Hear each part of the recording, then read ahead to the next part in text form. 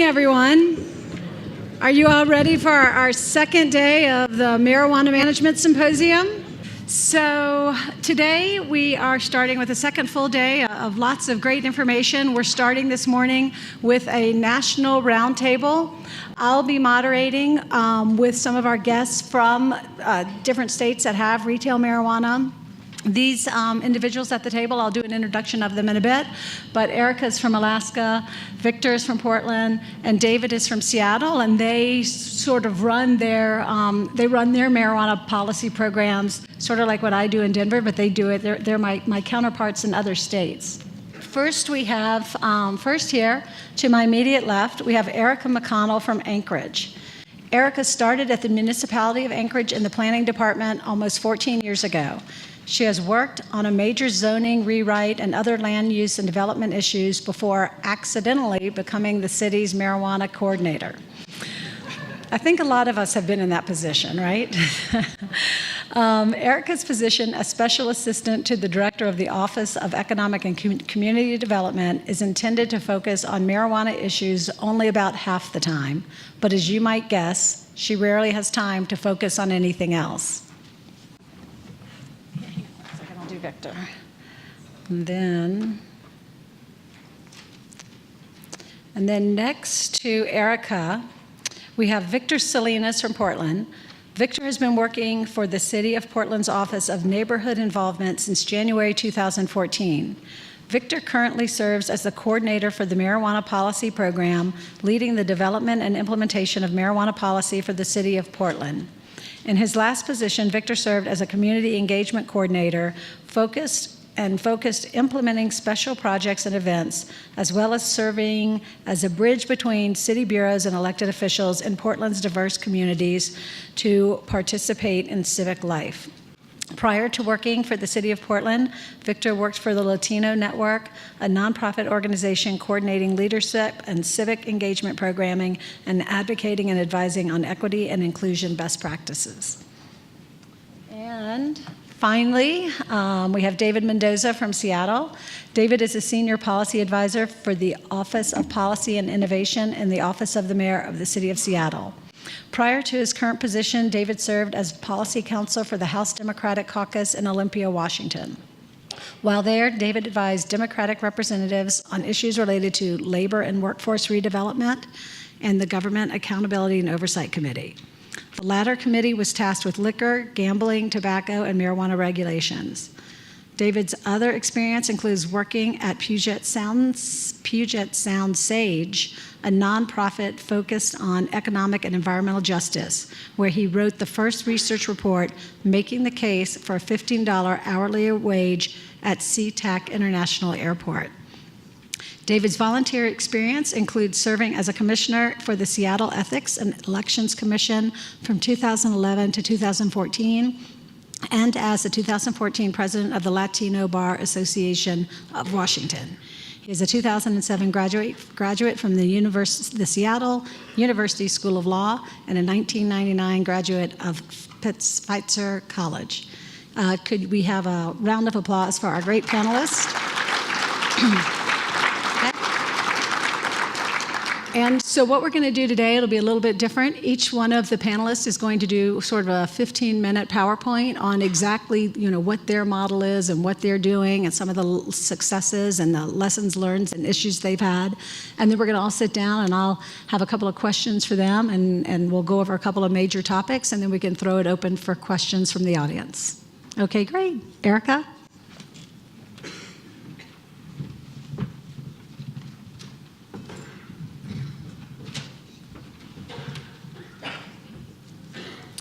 Thank you, Ashley, and good morning, everyone. It's a real pleasure to be here to tell you about what's happening in Anchorage, Alaska.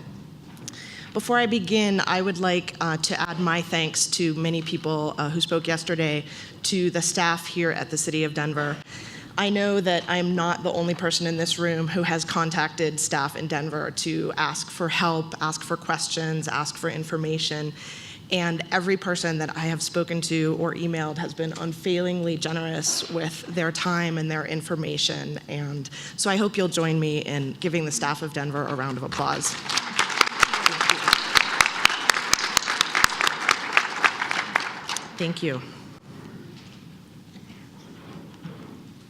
Where am I pointing this? Just use the computer. Okay. Commercial marijuana I'm going to cover Alaska just a little bit. Again, I work in Anchorage, so I'm not involved in the statewide regulation of marijuana, but I can tell you a little bit about that. So Alaska has a population of about 700,000 people, which is pretty equivalent to the population of the city of Denver. We have had the right to possess small amounts of marijuana personally in our homes since 1975, when there was a court case called Raven versus the state of Alaska. The state of Alaska has a higher right to privacy in our Constitution than at the federal level. Between 1982 and 2014, there were various laws passed by the legislature, initiatives created by citizens, and court cases where sometimes there was an attempt to recriminalize marijuana, but eventually it ended up staying the same way it was from 1975. In 1998, there was a ballot initiative that legalized medical marijuana, and it did create a medical marijuana registry, but there was no opening of any sort of dispensaries. So we haven't had medical marijuana dispensary shops ever. And then in 2014, we had our ballot initiative that legalized recreational or retail marijuana, passed by 53% yes, 46% no.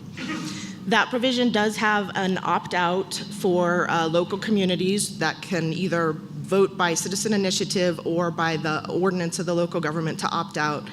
And so far, approximately 10 out of about 230 communities have chosen to opt out from having commercial marijuana in their communities. Alaskans seem to use marijuana a bit more than the national averages. These are numbers about people who have used marijuana in the past year. You can see the highest use is between the ages of 18 and 25, and these are consistently higher than national averages by about between 4% and 7%. And these numbers do come from the Substance Abuse and Mental Health Services Administration, the SAMHSA surveys. So at the state level, we do have a marijuana control board. This board is housed within the Department of Commerce, Community, and Economic Development, and it lives next to or with the Alcoholic Beverages Control Board and shares staff. There are 5 members on the State Marijuana Control Board: a public health seat, a public safety seat, a rural seat, and an industry seat, and then the last seat could either be industry or just another member of the public. And at the moment, there are 2 industry members on the board. The staff for the Marijuana Control Board and the Alcoholic Beverages Control Board consists of an executive director, about 8 administrative licensing staff, and 7 enforcement or investigation officers. They support, again, both alcohol and marijuana, and only about 2 or 3 people were added when marijuana was legalized in the state. So the staff did not double when they took on, twice the workload, which is unfortunate because Alaska is a very large state. These maps here on the left side, I wanted to point out that the red lines on that map are our road system. So that's the places in Alaska that you can drive. And as you can see, there are many, many, many communities that are not on the road system and that are accessible mostly only by plane. Of course, if you're on the coast, they're accessible by boat. On the map on the right is our marine highway system, our ferry system, and so there are a number of communities that are also accessible by boat, particularly in Southeast. Okay, at the local level, coming down to Anchorage, Anchorage is the largest city in the state of Alaska, although it is not the capital. We have about 300,000 people. And Anchorage chose to implement a dual licensing system where the city issues a license for commercial marijuana as well as the state. And we did this because we do not have a dual licensing system for alcoholic beverage retail sales. We have a land use permit at the city level, and we have found that when there has been a problem operator, it has been very challenging to get the state to address this, mostly due to the lack of their resources. And so the assembly, our city assembly, felt that if we had our own license, that we could address problem operators more quickly. So it was a way to have more local control over the situation. Along with a city license, there is a special land use permit, and the municipal assembly retained to themselves the authority to issue both of these approvals. They have added only 1.5 full-time positions to address dealing with commercial marijuana, the half-time coordinator, which again is myself, and 1 enforcement officer. And I would say I'm not exactly a counterpart to Ashley because I really just coordinate the process of commercial facilities getting approvals. I don't actually, I don't deal with any kind of the education or the policy. That really is the mayor in our community.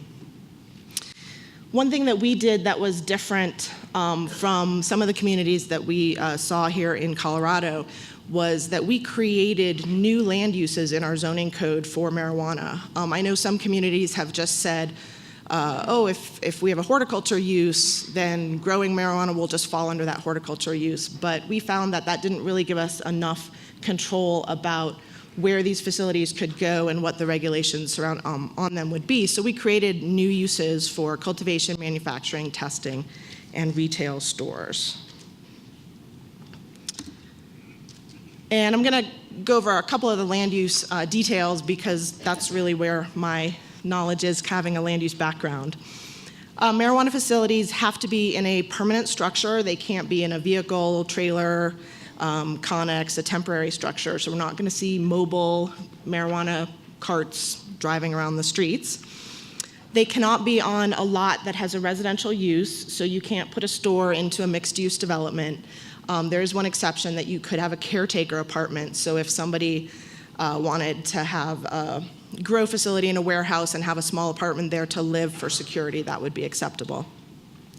It can't be in the same establishment where there's a liquor license. And for retail stores, we actually borrowed a concept from the city of Boulder, where we are requiring a neighborhood responsibility plan. And this is a plan where the operator of the retail store has to go out and meet with our local community councils. We have a system of about 36 community councils in Anchorage, and they have to work with the community councils to talk about communications and any issues that either of the operator or the community council has concerns about, to keep the lines of communication open so that if there are problems, they can try to address those together rather than immediately jumping into an enforcement situation. One of the things that's a little bit different in Anchorage is we do have a required separation distance from certain protected land uses, and that is pretty common, but ours is measured by shortest pedestrian route at the state level and shortest practical pedestrian route at the city level. And a word of advice to people who don't have any land use regulations written: don't do it this way.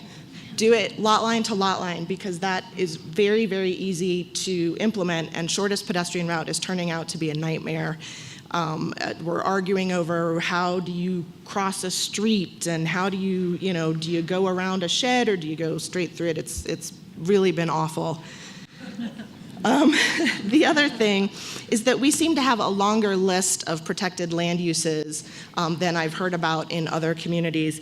And our protected land uses, in some communities, they only apply to retail stores. Ours apply to all different types of marijuana facilities. So testing facilities have to be separated from, homeless shelters and playgrounds and athletic fields along with the stores. One thing we did not do that I see in other communities is we do not require a separation between marijuana facilities. So we actually have had some complaints about the concentration of facilities in certain areas. So those were some of our land use regulations. Our licensing regulations, we generally just copied the state regulations for our licensing regulations, and again, this was to give us more local control over enforcement when there's a problem, so not necessarily to implement brand new licensing rules. So our approval process It takes about 75 days from an application to submittal to when it gets to public hearing before our municipal assembly. The applicant is required to hold a community meeting before they apply, and they have to provide notice to both residents and property owners within 500 feet of their proposed location that there's going to be this community meeting. We have one application that is a combined application for both our license and the land use permit to try to keep things a little bit more efficient, both for the staff and for the applicant. And then once the assembly gives its approval to the facility, there's still a period of time where the applicant needs to deal with any conditions that have been placed on the approval and then get an inspection before they can actually begin operating. In terms of revenues, the ballot initiative set a $50 per ounce tax to be paid by the cultivator when the cultivator sells to either the manufacturer or directly to the retailer.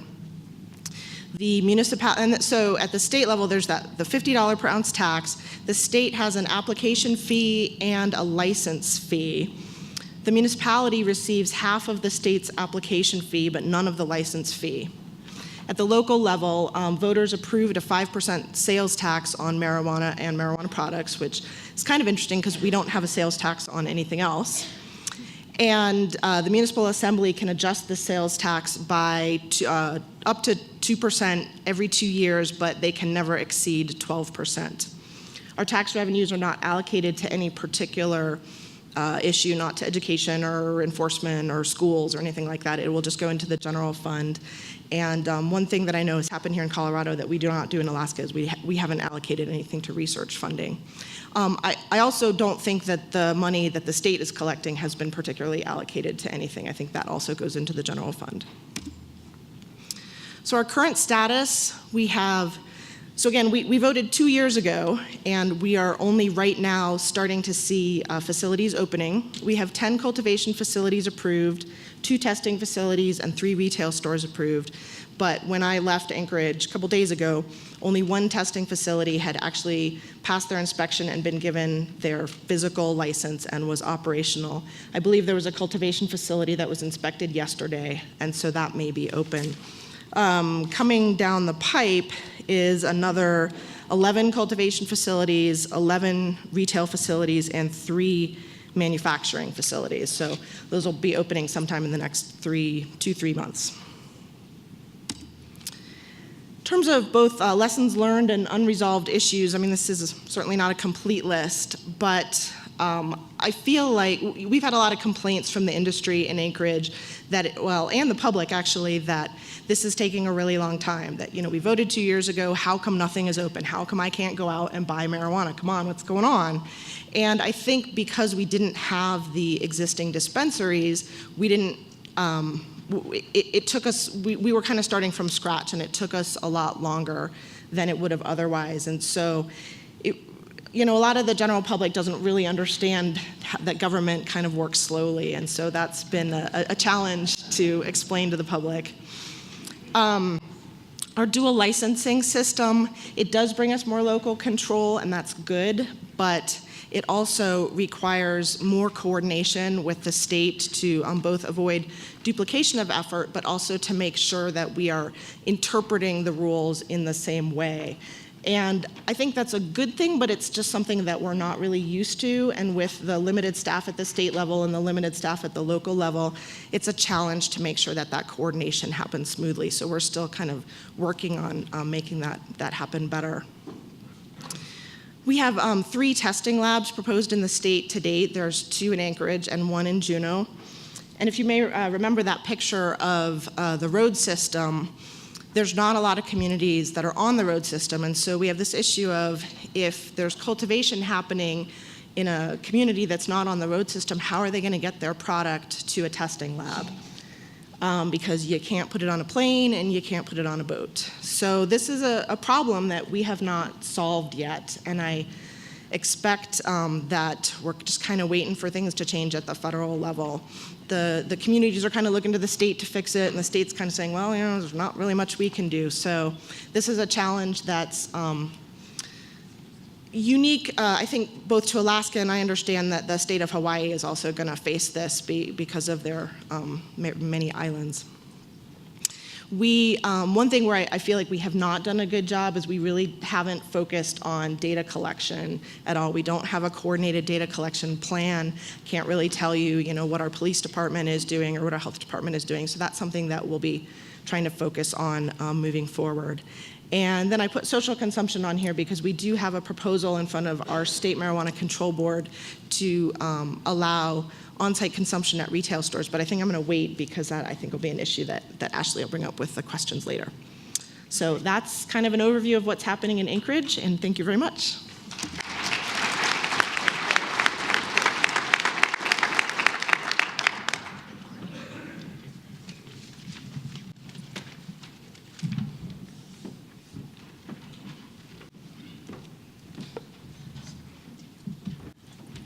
Good morning again. My name is Victor Salinas, and I'm with the City of Portland's Marijuana Policy Program. I'd like to start by thanking Ashley and Dan and the rest of the staff here at the City of Denver for putting on this amazing symposium.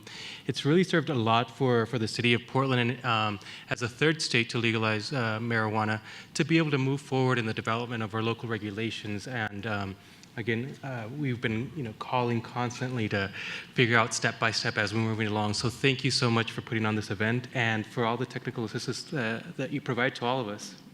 Thank you, thank you.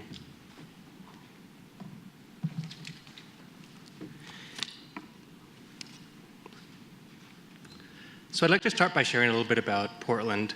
Portland's the largest city in the state of Oregon, covering about 145 square miles, with a population of about 632,309 residents. The top industries in Portland are durable goods manufacturing, professional and business services, finance, insurance, and the real estate market and trade. Portland's known for our walkable and bike-friendly streets, for world-famous food carts ranging from gourmet food to burgers and tacos. We're also known for our advanced public transit system with an average weekly ridership of over 300,000 trips. And Portland is also known for having the most marijuana dispensaries in the state of Oregon, covering, we have over 36% of all the dispensaries registered through the Oregon Health Authority within Portland city limits. And that brings me to the next point that I'd like to talk about, which is I'll share a little bit more about the recreational market that started in October 1st of this month and is just in its infancy, so it's going to continue to evolve. We have a couple of recreational retailers that are coming online, and that number will be rapidly increasing. I'd like to talk a little bit about our history of marijuana regulation in Oregon and Portland. So back in 1998, the state approved through the voters approved the possession, and the cultivation of medical marijuana for medical conditions approved by a doctor. Fast forwarding to about August of 2013, the state began regulating medical dispensaries through the medical marijuana program that also provided a medical marijuana card holder program for patients to be able to consume and carry marijuana. In June of 2014, the city started looking at the possibility of the legalization of recreational marijuana in the state with the coming of Measure 91, which would end the prohibition on marijuana. And the city's approach was to look at three options. One of them was to take a wait-and-see approach to see how this would evolve and develop and what the landscape would look like and what the needs would be around regulation for the city of Portland. The second approach was to take an outright ban on marijuana in the city. And lastly, to look at a set of reasonable time, place, and manner regulations. The concerns overall were around saturation and the concentration of marijuana businesses and medical dispensaries throughout the city. The other concerns that the city had were around youth access prevention, and lastly, the impacts, the potential for harmful impacts to neighborhoods and communities around safety and livability.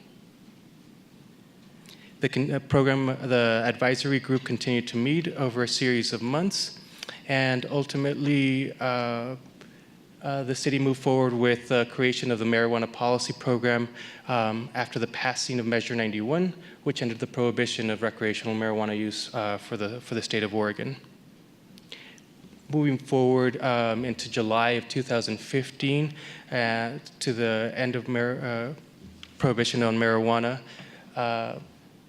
one of the things that the city started to do was to implement our public involvement campaign to be able to engage stakeholders, industry representatives, community members from diverse populations, from ethnic stream, mainstream communities, from identity-based groups, to look at the development of the policies for the city of Portland and to advise on priorities and concerns for their communities and those that they represent. At that time, at the state level, they were realizing that though the end on the prohibition of marijuana ended on July 1st, there still was not a way for the consumers to be able to have access to recreational marijuana, to be able to purchase it. So with that, the state passed House Bill 460, which allowed for the early sales of medical marijuana or marijuana sold at medical dispensaries for recreational use. So the early sales involved the sale of flower and clones or immature plants. All through that time, the city was continuing to work with our community advisory group, again comprised of identity-based groups, from folks from the neighborhood associations, from community-based organizations, and from higher education and a variety of other fields, as well as the industry, including cultivators, processors, those that produce edibles, extracts, and so on, from those wanting to enter the retail consumer market, and as well folks from the medical marijuana dispensary program. And we continue to work with our public involvement campaign. We had a series of town halls, and we were strategic about where we had these town halls. We wanted to cover the entire area of the city, so we had them in Southwest Portland, which is traditionally an area where folks are well informed in the policies and the changes and are well connected to the city to be able to advocate for community needs. We also covered areas like Northeast Portland and then Outer East. And Outer East is an area of Portland that developed that was annexed in about the last 20 to 30 years. And it's a area of town that has a rapidly growing diverse population. That area of town did not have the development, the infrastructure that needed. And so we wanted to make sure that folks that live in that area had the opportunity to learn about the regulations. So we went as far east as possible, right at the border between Portland and our neighboring city, the city of Gresham, to be able to reach folks and be able to explain the processes that we were going through and the development of these policies. Part of that campaign also included culturally relevant and in-language materials so that folks from diverse populations were able to know, learn, and engage and inform the development of these processes. We translated our materials into 11 different languages to make sure that we were reaching these populations. We also provided language translation at our town halls or language interpretation. We also provided daycare.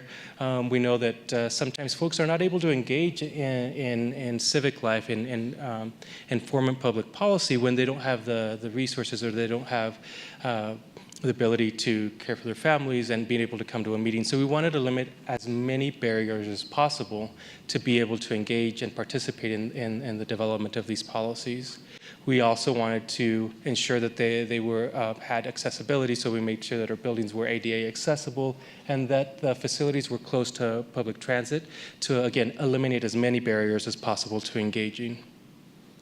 We had a successful coordination with our advisory group, again, that was comprised of stakeholders, and with our internal local government group that helped advise on the policies that we were proposing to our city council. And in September of 2015, City Council adopted our regulations to license and regulate marijuana businesses in the city of Portland.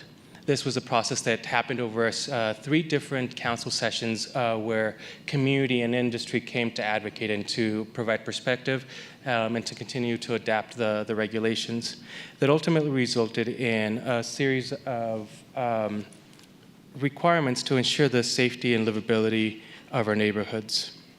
Among the main focuses that we had through these regulations was to limit saturation by establishing minimum distance requirements to schools and between consumer-based businesses, which I'll get into a little bit more, to reduce livability impacts to neighborhoods by establishing zoning restrictions and also odor control. So some of the zoning restrictions, differently than Alaska, we didn't develop new zone requirements. We essentially embedded the emerging marijuana industry into the existing zones, into industrial and commercial properties or commercial zones.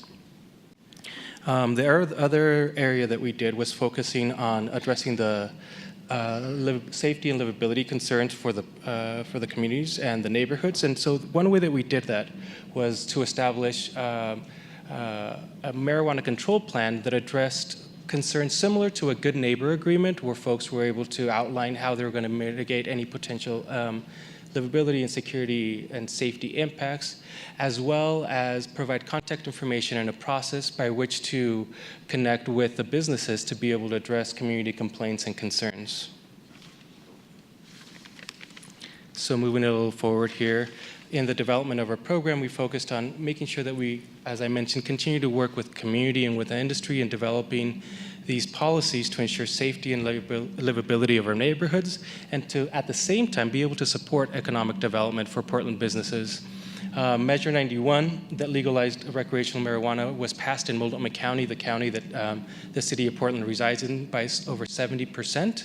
And so the City Council was very clear that there was no intention on banning marijuana, given the support for it throughout the county and throughout the city. So our focus really was on developing reasonable time, place, and manner regulations to ensure that we supported this emerging industry as it began to evolve within the city of Portland. Our programs, again, focuses on collaborative enforcement, providing expectation support to the legal industry to be able to address the illegal markets and to also be able to mitigate potential harmful impacts. Other focuses were making sure that we partnered with our state and our community, including Portland constituents and the marijuana industry, to shape policy. We worked closely with Oregon Health Authority. We worked with Oregon Liquor Control Commission to be able to work together as our program continued to develop and evolve. So I'll talk a little bit about the structure of our program. The marijuana policy program for the city has 3 main areas. One of them is focused around public policy development and public involvement. The second area is around licensing, information, and referral.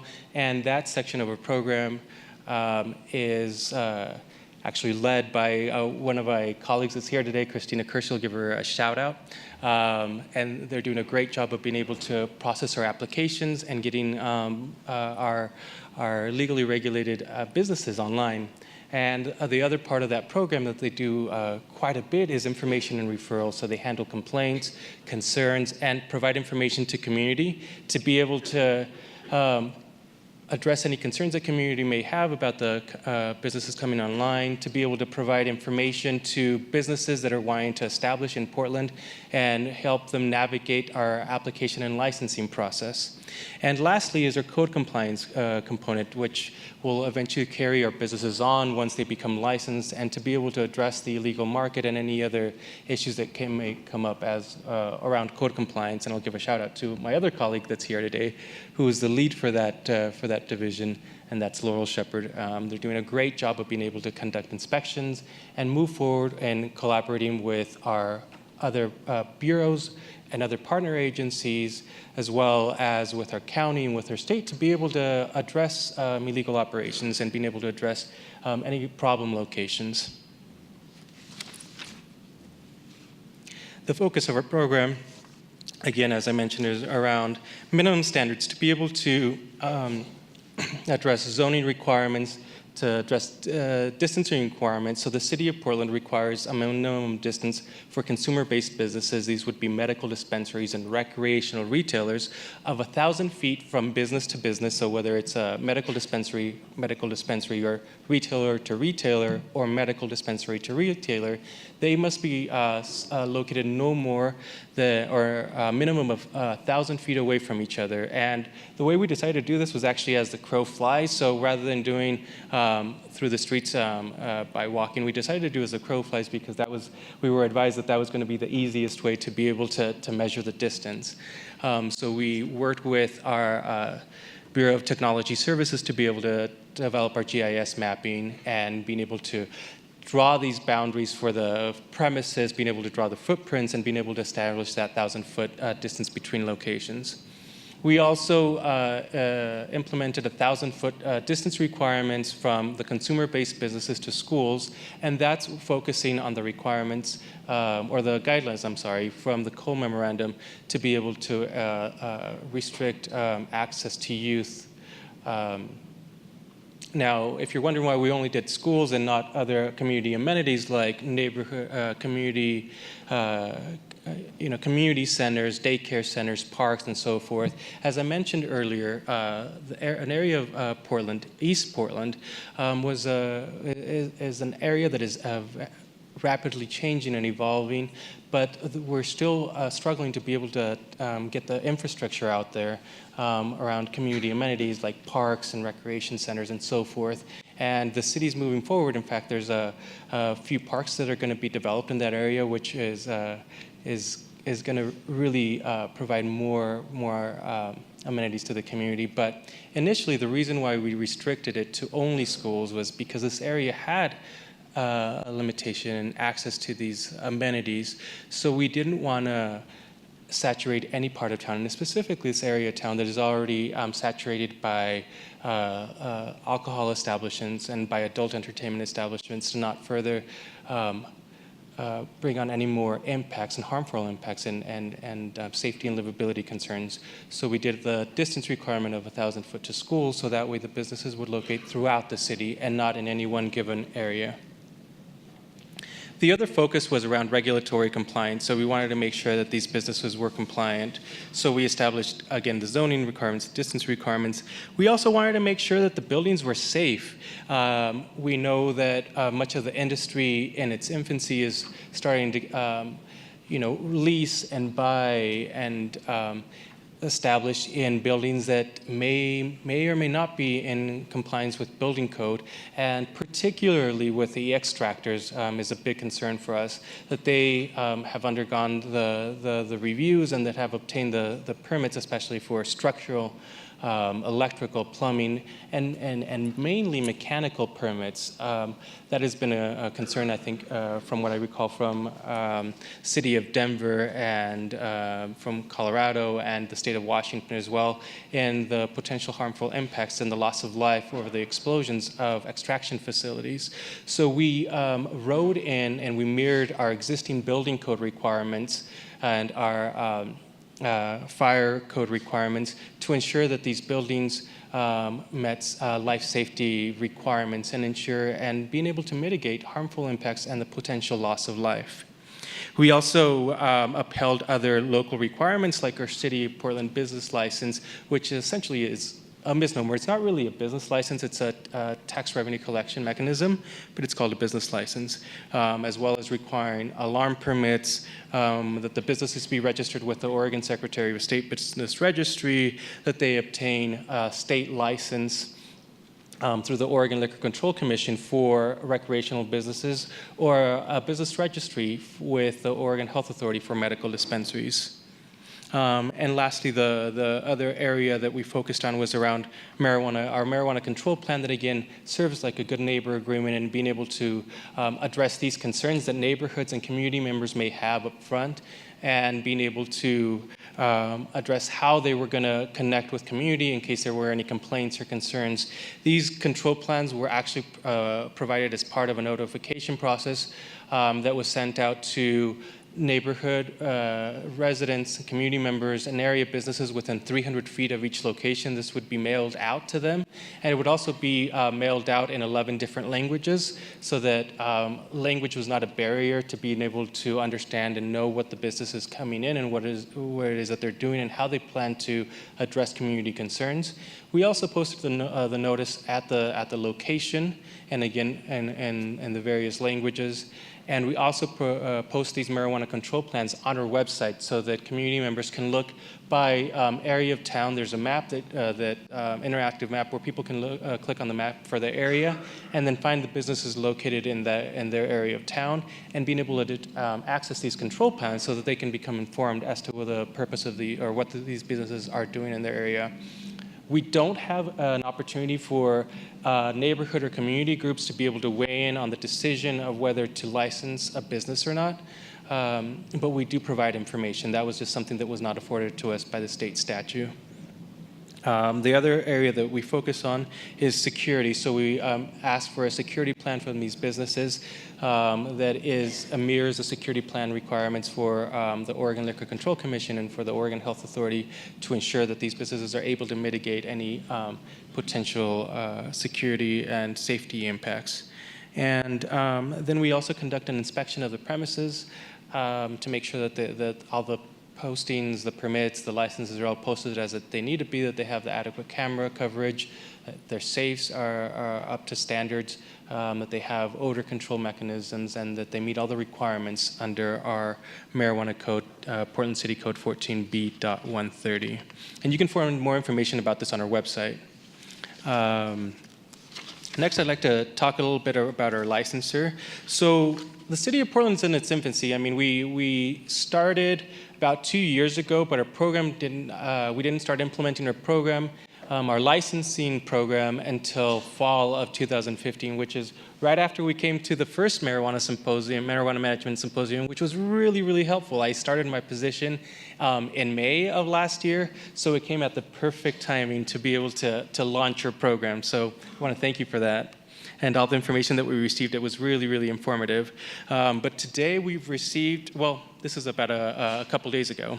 Our numbers keep changing, but as of a few days ago, we received a total of 487 applications. These are for medical dispensaries, for marijuana producers that we refer to, which are marijuana cultivators, for marijuana processors, which are those that make edibles and extracts, for marijuana wholesalers, and for marijuana retailers as well.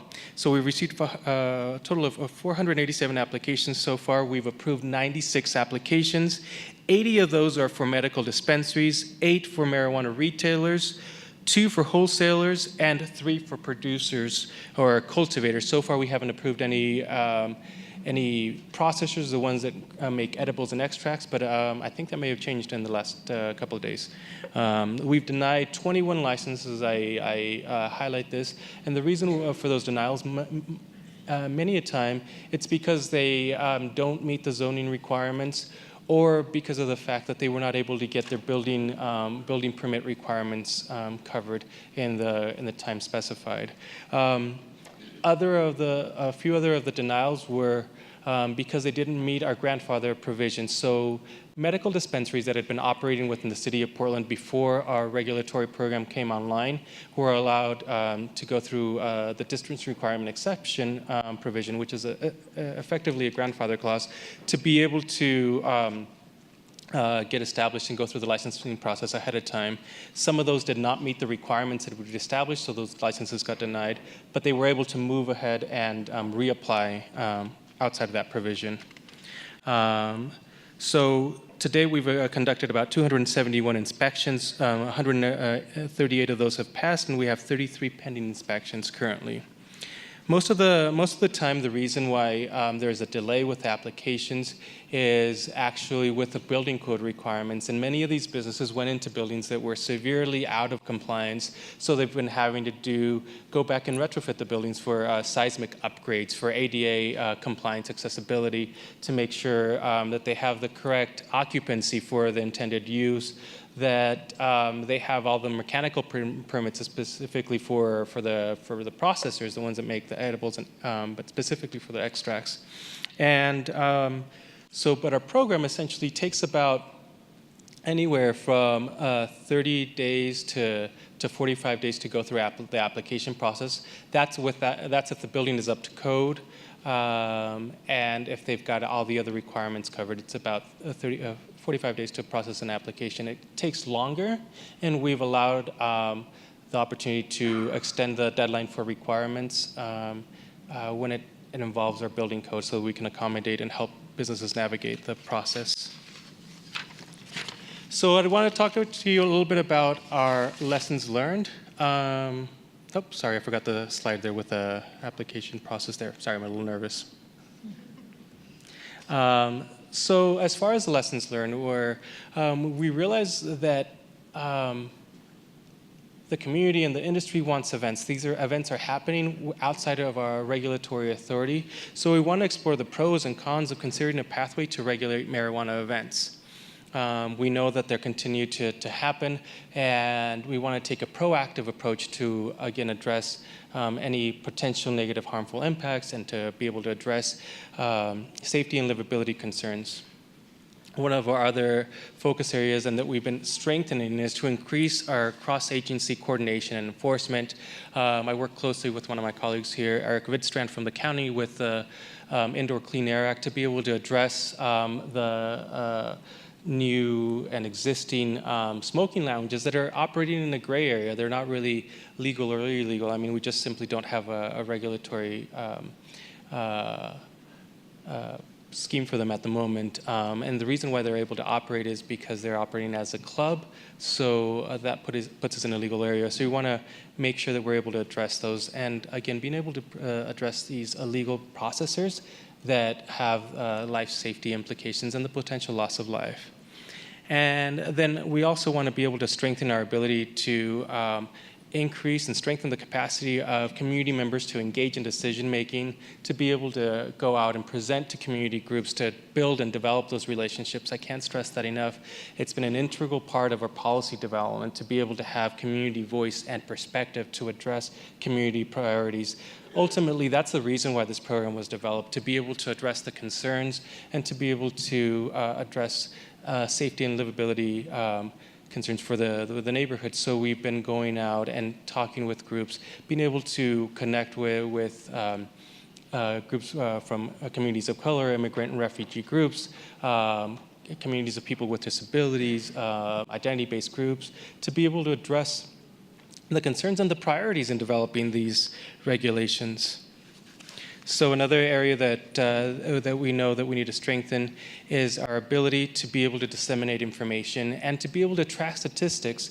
One of the things that we realize, and that though we've been hearing from Denver, is data. We haven't heard that enough, and we continue to work on it. And one of the critical areas for us is we know that through the city, and that we need to strengthen our ability to help diverse communities being able to have access. Many times communities of color, immigrant, refugee communities are seen as consumers of goods and services, but not producers of goods and services. We know that the African American or Black community, the Latino community, the Pacific Islander, Asian communities have been, thank you, that they have been targeted historically by the war on drugs and have been penalized for doing what is now legal. So one of the things that we wanted to do is how do we can create business equity and create access to the market for communities that has been disproportionately impacted by the war on drugs. So one of the things that we're doing is now collecting data on our applicants and our licensees to find out what the landscape, what the composition is, so that we can enhance our program to be able to create access and help diverse communities be able to navigate our application process. And lastly, looking ahead, some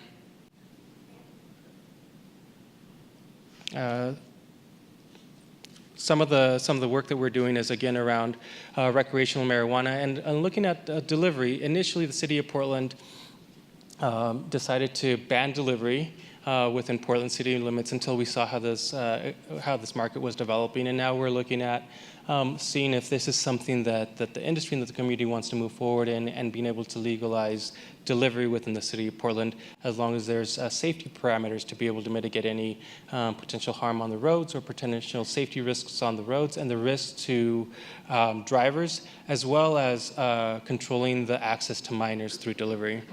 Another area that we're looking into is social consumption, and whether that's something that we want to do. I know through Measure 300, the City of Denver is looking at the possibility of allowing social consumption, so we'll be looking to you more in the future if that passes, so that we can figure out how to structure this, and this is something that we want to move forward with. Other issues that we're addressing are state policies that continue to change and continue to evolve as we learn more about the industry and the market, and how we can best address and regulate this market, and how we move forward with our licensing through our state and the city, and being able to be nimble and work with the Portland's marijuana industry as it continues to grow and to change, and it continues to evolve, but also as the city of Portland and the community's perspective around marijuana and the use of marijuana continues to change and evolve, and how we can continue to meet the needs of our community. So I hope this was helpful and informative. If you have any questions, I'd be happy to answer them. You can email us, go to our website. You can email us at marijuana@portlandoregon.gov, or you can call our number, 503-823-WEED. Again, that's 503-823-9333. You know, we try to make it a little lighthearted, and it's easy to remember. We actually took this from, I believe it was from parks. They had a program to address weeds in parks, and so we're like, oh, we'll just take that right over. So it was very helpful. Again, thank you for allowing me the time to share our experience and the work that we're doing in the city of Portland, and thank you to the city of Denver for inviting us to share our experience. Thank you.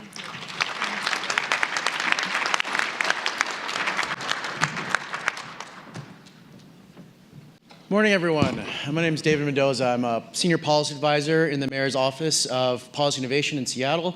Thank you, Ashley, and City and County of Denver for hosting us here at this event, but also on the monthly call that multiple jurisdictions have to share notes and do this kind of collaboration.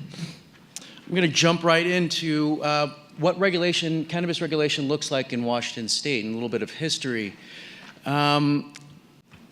In 1998, we had the second medical marijuana state initiative.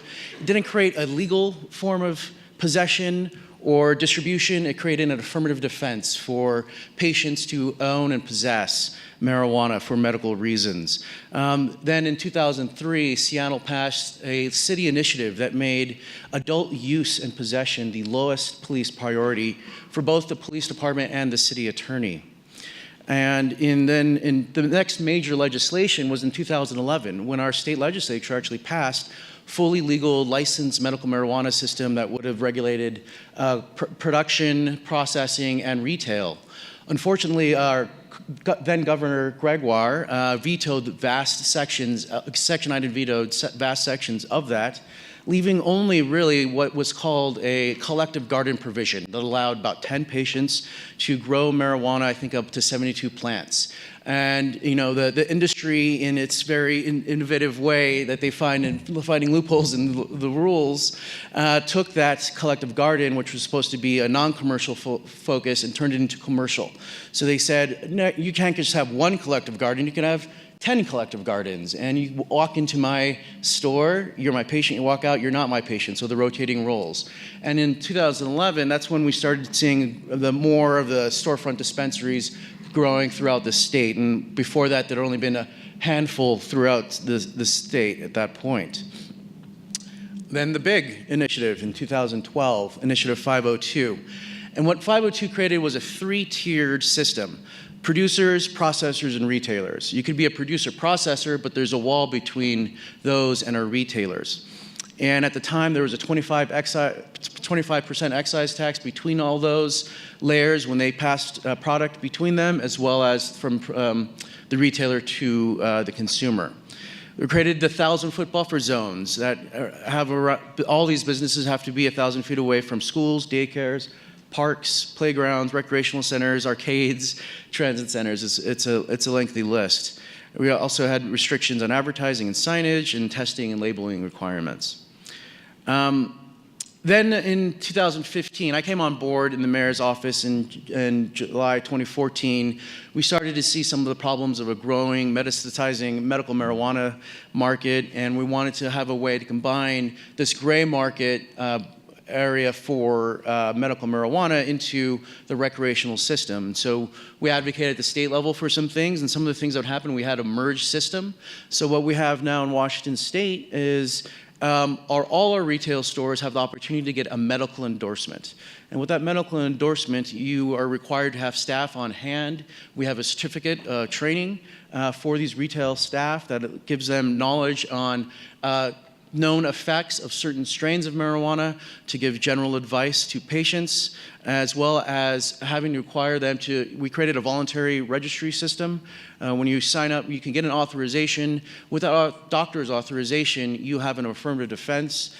You can grow at home, but if you register with our at the registry, you can then have arrest protection and grow at home and have increased amounts of possession and waive a sales tax. And we collapsed that three-tiered tax into a single point of sale, 37% tax. It's effectively the same tax rate as the 25% at the three tiers.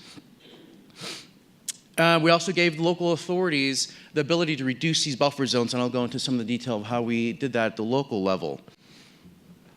And it eliminated the collective garden that had been the main source for the medical marijuana dispensaries that justified their legal existence, and created instead a registered cooperative grow. So patients could still come together collectively and grow marijuana, but they would now be licensed through our Liquor and Cannabis Board instead. And they have to have some certain buffer zone requirements as well. So the state of the Seattle market in 2014, 2015, when I came on board and started creating what's we call an interdepartment team of our business licensing department, our building and permits department, as well as the city attorneys, and at the time city council staff as well. So 502 in our legal recreational system, we had at the time ability to have 21 recreational stores. We had processing and producing in the city of Seattle. But as I mentioned, our medical marijuana had grown rapidly. From passage in November 2012, we had about 45 storefronts. By August of 2015, we had 118. And we had dozens of delivery services, advertising, and both these medical marijuana stores and our delivery service were advertising in our weekly papers and online. So to address this, the mayor wanted to address this situation of these growing medical marijuana market, but also didn't want to rely on the old ways of criminal law enforcement. And so he asked me to develop civil law tools, and one of the ways we wanted to telegraph to the public that we were going about enforcement, but we weren't going about it the same old way, was through an enforcement resolution at the city of Seattle. The city council then enacted unanimously. Tier 1 was distributing products to those under 21 years old. Those under other criminal law investigations, those manufacturing edible products that mimicked known brands, and those operating without business license or a business license that was obtained after January 1 of 2013.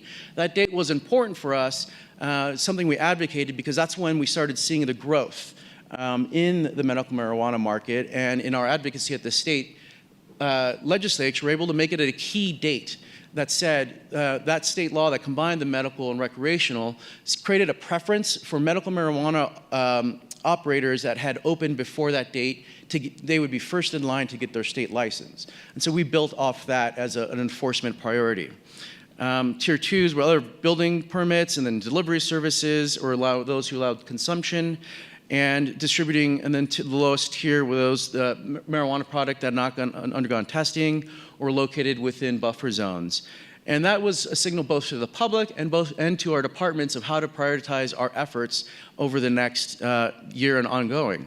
And again, our enforcement preference, where we were going to lead with civil remedies, fines and citations before criminal charges would be sought. In addition to this resolution, we created a regulatory business license. And if you get your state license as a fully legal medical marijuana business, you have your building permits in place, you can get this license almost as a matter of fact. We've incorporated state rules and regulations on these businesses so our inspectors can go and enforce signage rules or operating hours, those kinds of things as well. But we created a time-limited exemption so that those marijuana dispensaries that had opened before January 2013, roughly the 45, had an opportunity to get their state license. And so we created an exemption from those businesses to continue operating until July 1 of 2016, in order to give them that time to get licensed and continue operating. But those folks who were open after that were not given that similar allowance.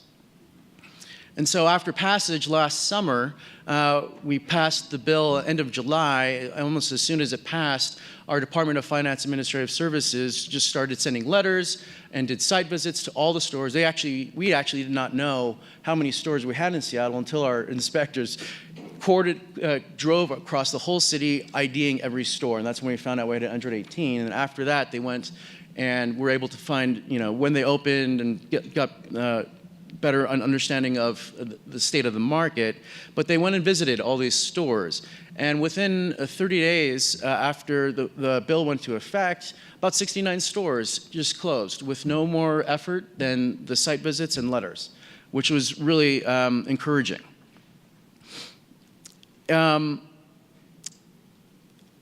We've also done enforcement on delivery services, and we did a little bit more cooperatively that way with, around that same time, our inspectors went undercover and purchased marijuana at some of these medical marijuana dispensaries, and they were able to purchase medical marijuana without an authorization at these 3 locations.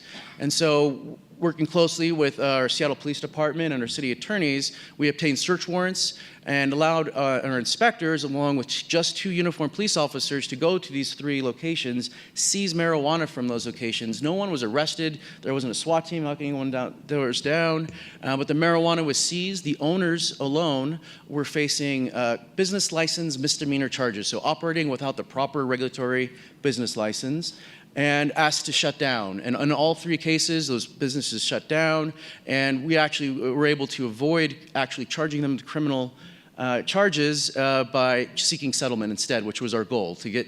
Our goal is compliance and not necessarily charging people with crimes. We did a similar sting earlier this year on our delivery services, and did that at 7 different services. Some people had up to £1 on them, and it's a little bit harder. SPD leads almost entirely on that effort because we're uncertain what kind of folks are doing this kind of delivery. Less comfortable having our civilian staff doing that work alone.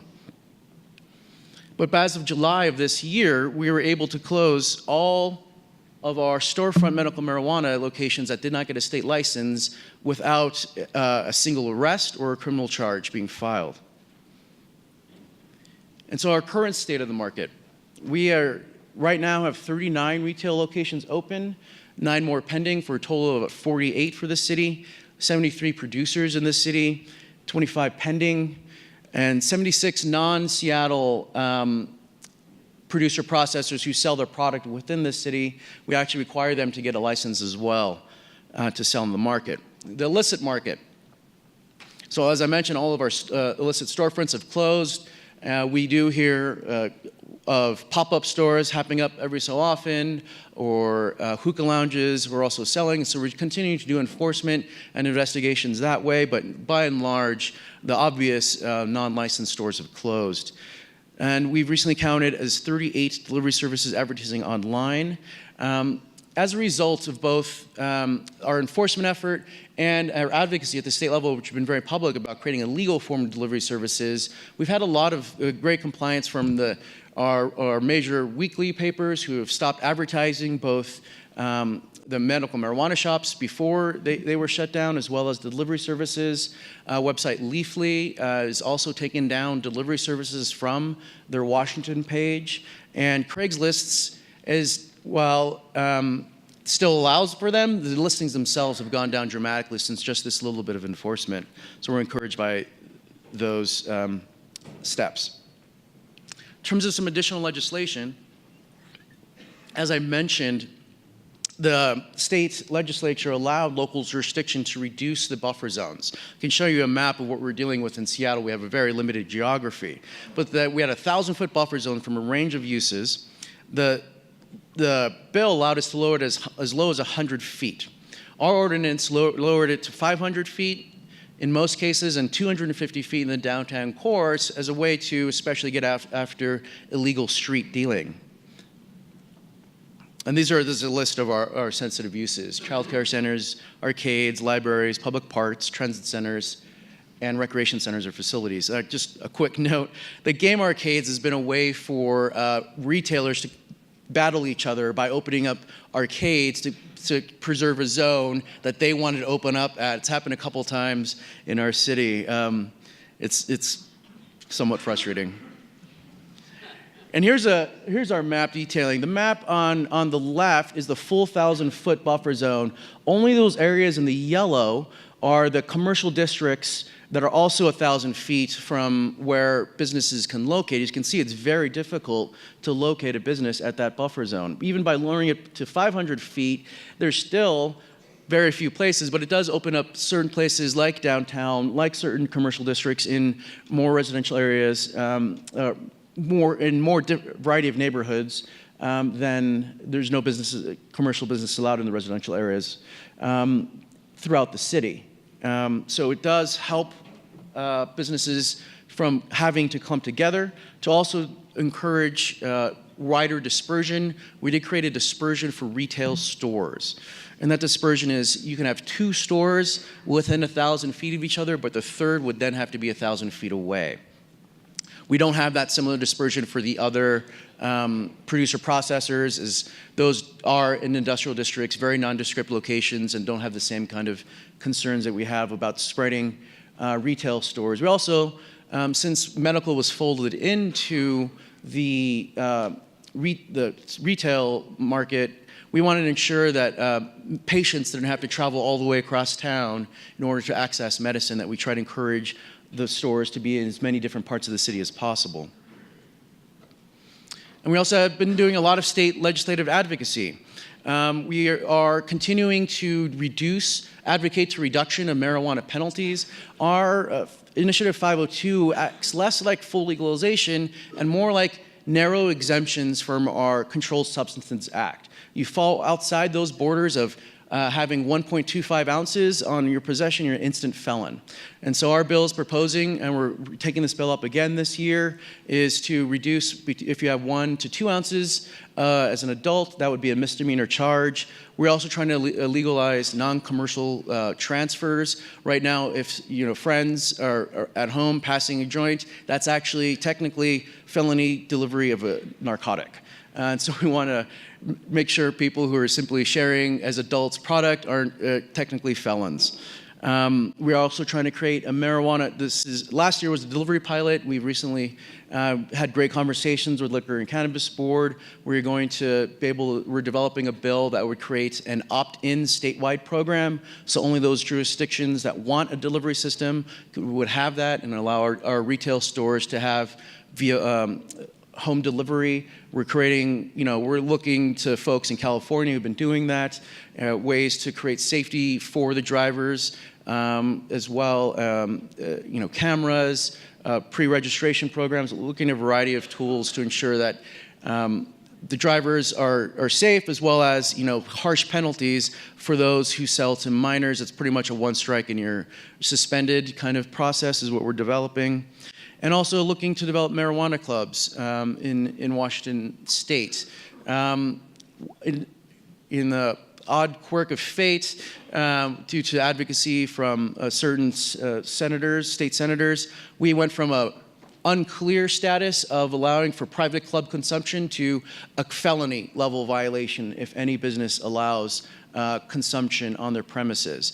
And so what we're looking for here is an opt-out from that felony. If a local jurisdiction creates a license program for a marijuana club to allow consumption on site, we would like to encourage that. Or alternatively, we're still developing this idea, maybe allow retail locations to also have the ability to consume. And in many ways, we think that's a better model because we could avoid illicit sales greater if the stores themselves also had a consumption site versus a free standing alone a lounge that did not have sales as well. We're concerned that would lead to higher amount of illicit sales. So that was my quick presentation, and I think we're ready for questions.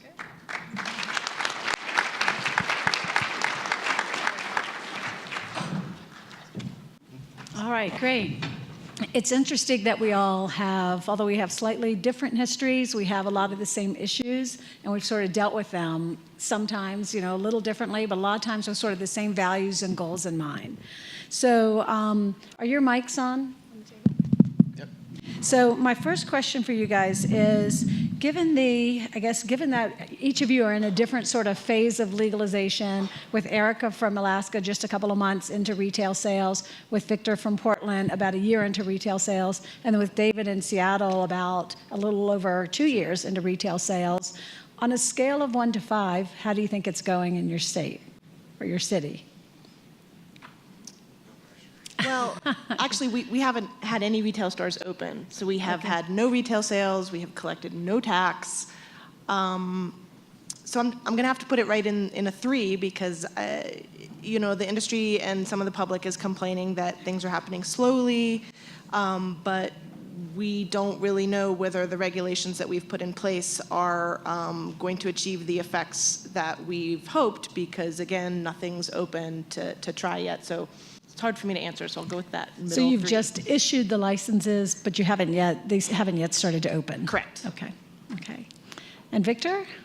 So this is a hard question to answer from on a numerical value, simply because there's so many complexities involved. But if I had to put a number, I would say 3 as well. The reason being is because we're along in our process to be able to bring these businesses online. We've created a very clear set of expectations and guidelines for these businesses to know how to navigate our application and licensing process, but also to know what the expectations are to be able to operate within the city of Portland. So I would say about a 3, really. We're in our infancy of a program, really just about a year. Our medical dispensaries have been selling recreational grade marijuana. The recreational industry really is just now coming online. Like I said, we have, I think, licensed 2 recreational retailers so far, or 3, and it may have been more in the last few days, but we're just starting up. So overall, I would say about a 3. I think I would go with 4. I think our transition, how the city of Seattle, we were able to manage that transition was the biggest concern. We thought there would be holdouts. We thought people would be protesting against us, or we'd have to arrest people, and that went so smoothly. We were all a little shocked. I think we're still very concerned. Still very concerned about the illicit market and how we can continue to erode at that. And the delivery services are a tricky kind of folks to get at.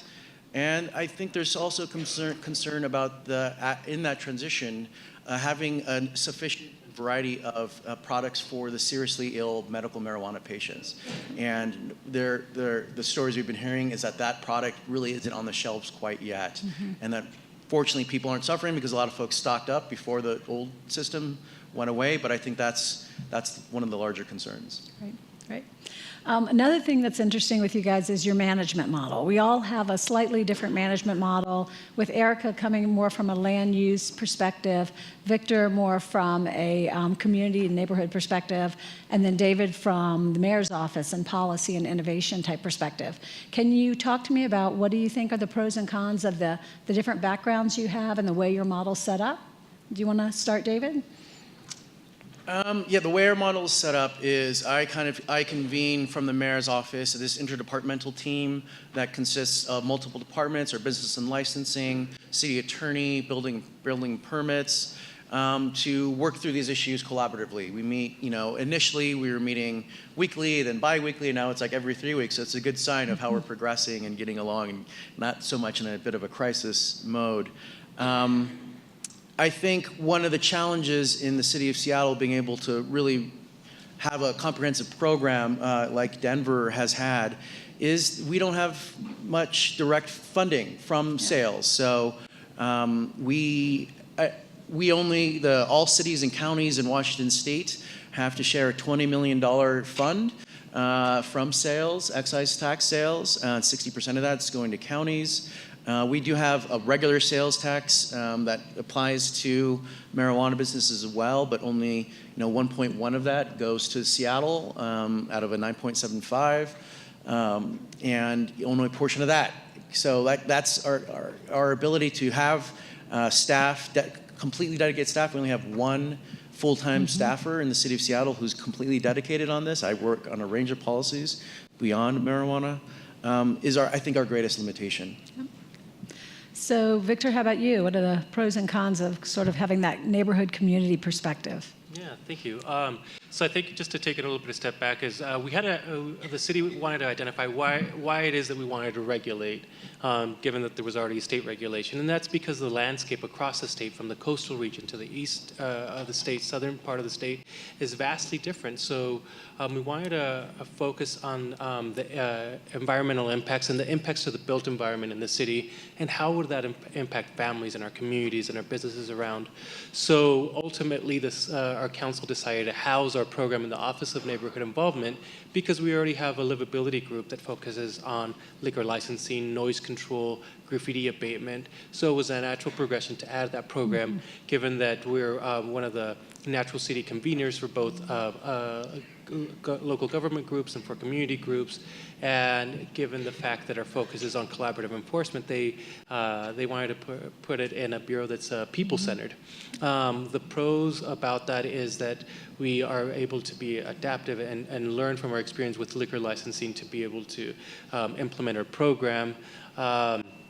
I think some of the cons were, for me in particular, was a lack of knowledge around land use and not having initially the extensive knowledge around regulatory framework, but something that, as we all are, continuing to learn.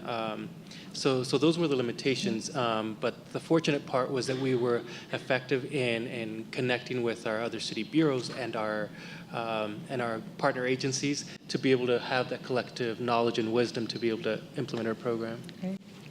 And Erica, how about you, from your perspective in land use and economic development type issues?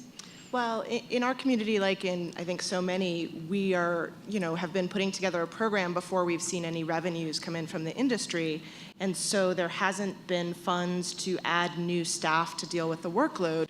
So people who are already busy with their existing work are now trying to learn what to do with these marijuana applications, and they have lots of questions. And so I think it is really beneficial to have an expert, a single person who is, in charge of the marijuana process, marijuana policy, someone who has a little bit, who's full-time on this issue. Again, I'm supposed to be part-time. It really does take over a lot of my work, and it is my hope that in Anchorage, as we continue through this process and see the development of the industry, that the city will designate, a full-time position that is solely focused on marijuana, whether it's me or not. And the Office of Economic and Community Development oversees planning, development services, parks and rec, the library, and our real estate department. And so it fits fine there, but it also could easily be housed in the mayor's office, as is done in Denver, to connect with, the mayor and the top policy advisors. And I also heard from your conversations that you guys and your mayor really value your neighborhoods and your community input. Victor, can you start and tell us what impact legalization has had on sort of your low and moderate income neighborhoods? So we haven't seen the extensive impact. The one thing that we have seen is that there is a higher concentration in low and middle income neighborhoods, and part of the anecdotally from my experience is that oftentimes these are working families. These are families living in poverty, and so the ability to be able to engage and connect to the process to inform decision making is really difficult. That's why we try to make sure that our public involvement, through our public involvement, we limit the barriers to connect, right? We provide language services, translated materials, daycare, food, whatever it takes so that these families can connect, because it is difficult when families are working 2 or 3 jobs to be able to put food on the table and relying on relatives and friends and older children to take care of the younger children. It is difficult to connect. So we're still going through this and looking at the impacts. Some of the issues that we see too is that for immigrant and refugee communities, oftentimes the issue is that where there's an underreporting of any crime and nuisance activity and any concerns that neighborhoods have over it because of the potential of how it will negatively impact, whether it's retaliation or how it will impact them in general, to report any concerns that they may have. So I think our focus would be on being able to continue to develop the relationship so that people feel comfortable in voicing their concerns. But those are the impacts that we see. David and Erica, anything to add along those lines? Yeah, we've had an actual interesting experience in the transition from medical to recreational, in that in Southeast Seattle, there was almost the largest concentration of medical marijuana dispensaries there. As of now, there's not a single recreational retail in that location. So we've seen the withdrawing of, stores in that area. And it's raised up similar tensions around gentrification. One of our areas in the Central District that's been gentrifying, one of our leading stores in the state in terms of sales, is in that neighborhood. And that on this one corner where for decades, African-American men were arrested and put in jail for selling marijuana. Now there's an owner who, a white owner who is making millions of dollars. And so there's been protests in front of his store. There's continuing concern about that, this around that business, which is also located next to an African-American church, which isn't one of the buffer zone things, which also led to folks thinking, why is this business allowed to open next to a church when there wasn't no provision for us to prevent it from opening? So it's caused a lot of concern on that kind of level. I think there's also concern that 502 and legalization in general is passed as a way to address the disproportionate impact of enforcement on communities of color. And yet communities of color are not part of the ownership class of these stores. In Seattle, there are only 2 stores are owned by people of color out of the 48. Erica? It's interesting that 2 of our community councils in areas that are low income in our city have been the most proactive in developing these neighborhood responsibility plans that I mentioned that are required for retail stores, and in engaging with the marijuana businesses that have come to present to the community council as required. So that's been very interesting. I will say that the majority of our facilities have located in industrial and business zones that are a fair distance from residential areas. So in general, the residential areas it doesn't appear that they're going to be significantly impacted from a proximity situation. Okay.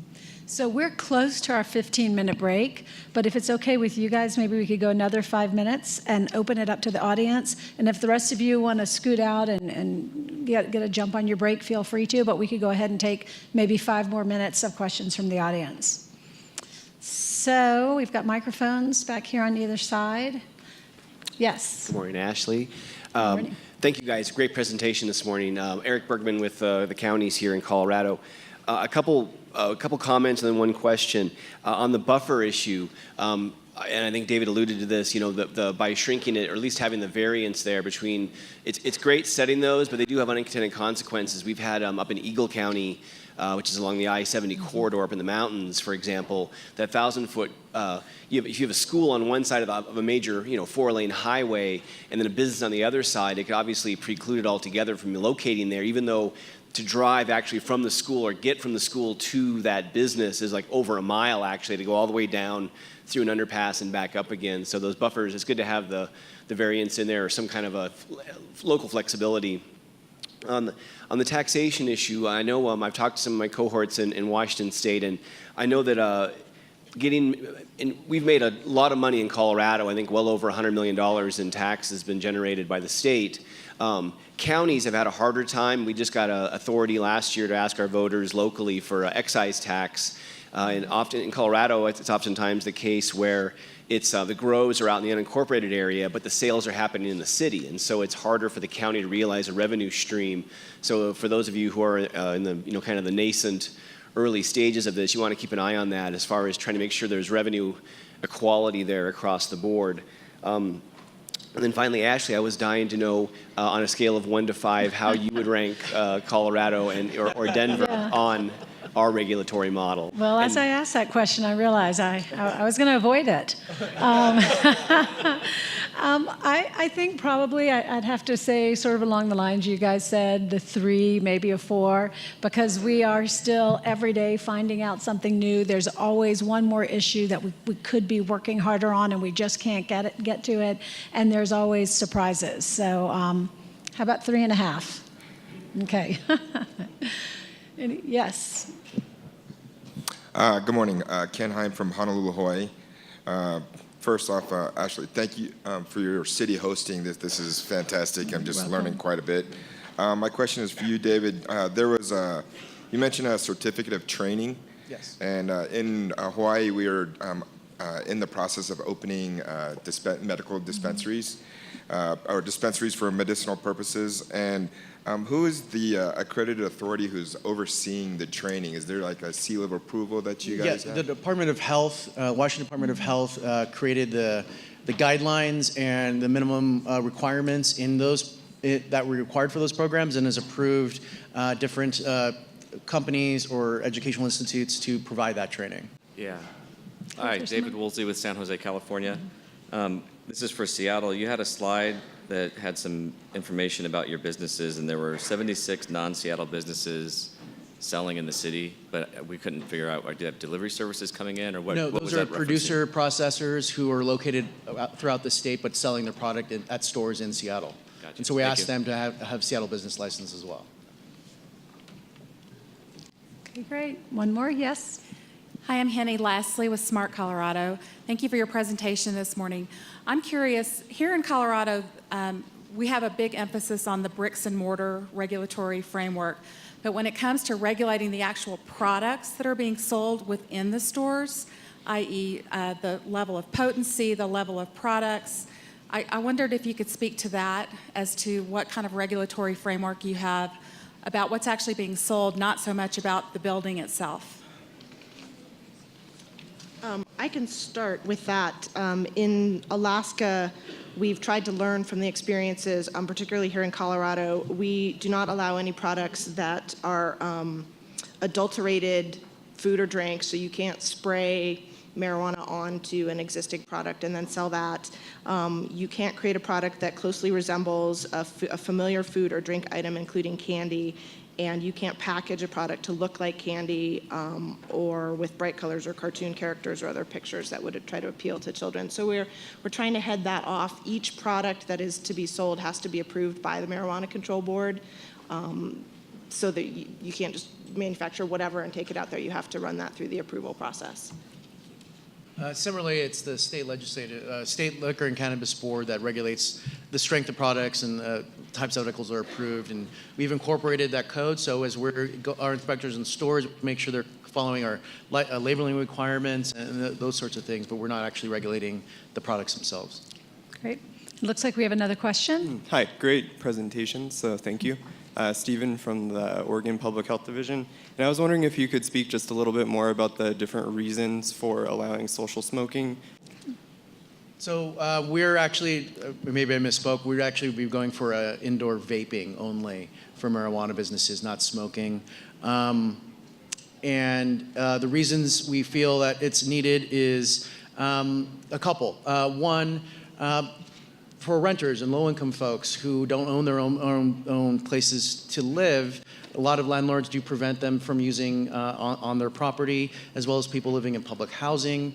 We have a large problem of people consuming out in parks and stuff, and so we want to get people off the street and back into kind of enclosed areas in order to address those concerns. Okay, great. Well, thanks for being here.